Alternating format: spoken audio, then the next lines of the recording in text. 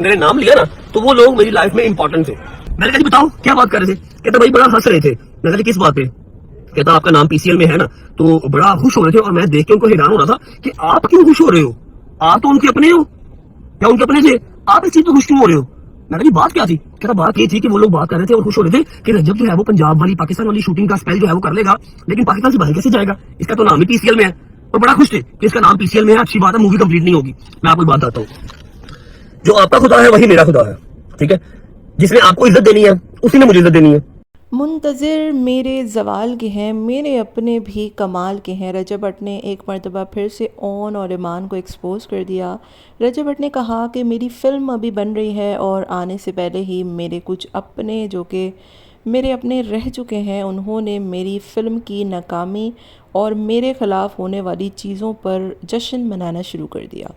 بڑے افسوس کی بات ہے, میرے ایک دوست نے مجھے آ کر بتایا کہ اون صاحب جو ہے وہ گیدرنگ میں بیٹھ کر رجب بٹ کا نام PCL سے نہ نکلنے اور وہ پاکستان سے باہر نہیں جا سکتے اس کا مذاق اڑاتے ہوئے کہتے ہیں کہ اب تو اس کی فلم پوری ہو ہی نہیں پائے گی کیونکہ یہ پاکستان سے باہر نہیں جا سکتا, اس کی فلم جو ہے وہ فلاپ ہوگی, اس کے 10 ملین پورے نہیں ہوں گے, اور 10 ملین پورے نہ ہو اس کے لیے گروپ بنایا گیا ہے تاکہ لوگ اس کو انسبسکرائب کریں.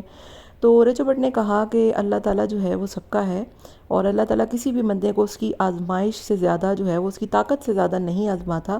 تو آپ شرم کریں کہ ہمارا کبھی ایک اچھا تعلق رہا ہے اور تعلق کبھی ختم نہیں ہوگا. آپ کی بہن کا جو بیٹا ہے میں اس کا ہمیشہ باپ رہوں گا, لیکن جو حرکتیں تم ادھر ادھر جا کے کرتے ہو اس کو سننے کے بعد لوگ مجھ سے کہتے ہیں کہ آخر اس بندے کو تم سے اتنا مسئلہ ہے کیا؟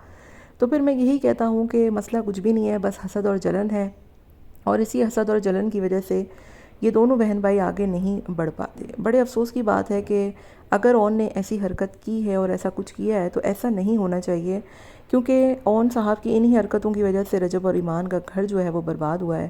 اور مجھے نہیں پتا کہ یہ کون دوست یار ہیں, یا پھر یہ اون کیوں ایسی حرکتیں کرتے ہیں, کیوں وہ فین پیجز وغیرہ سے باتیں کرتے ہیں, یا جو بھی ایسی چیزیں ہوتی ہیں جن سے رجب بٹ کو شدید قسم کی نفرت ہے. آپ کو یہ چیزیں نہیں کرنی چاہیے اگر آپ کو اپنی بہن سے پیار ہے, کیونکہ میں نے ہمیشہ ایمان کو یہی دیکھا ہے کہ وہ گھر بسانا چاہتی ہے, وہ رجب کے ساتھ رہنا چاہتی ہے. اس کی پوسٹ سے, اس کی باتوں سے, اس کی چیزوں سے بس یہی اندازہ ہو رہا ہوتا ہے, لیکن اون جو ہے وہ ان چیزوں کو ہمیشہ خراب کر دیتا ہے. باقی آپ کا کیا خیال ہے ان چیزوں کے بارے میں؟ مجھے کامنٹ میں اپنی رائے کا اظہار ضرور دیجیے گا.